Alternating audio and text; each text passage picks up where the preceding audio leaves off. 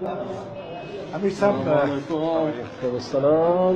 my introduction, apart from being Ahmadi, I was that person who took Mr. Zulfiqar Bhutto to the gallows. I tied his hands, tied his legs, and he was hanged. I am the only Ahmadi in whole of the world witness of that hanging. What's your name? I witnessed myself. Mujid, Kuraishi, I am. MashaAllah. What's your position? Your career, your position, what was that? I was assistant superintendent at that time at ڈیالہ Pindi. I see. And I was in charge of the cell there.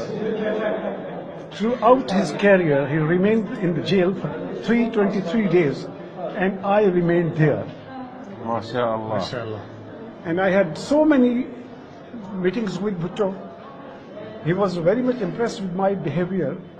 And he would only, if anything problem there was there, he was only who could, I could satisfy him. And he would trust upon me. So, did you tell him that you are Ahmadi? Yes, he knew me. He surprised? Because before he was selected as Prime Minister, I took part in his campaign for Prime Ministership and polls, etc. He knew me very well. MashaAllah. So, did he feel sorry about what the decisions he made? Yes. Did he say that?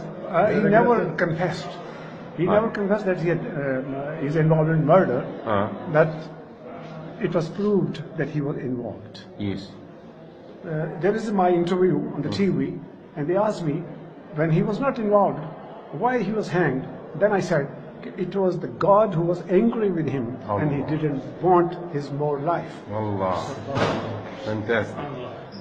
God please you. So who put the rope around his neck? Yes. You?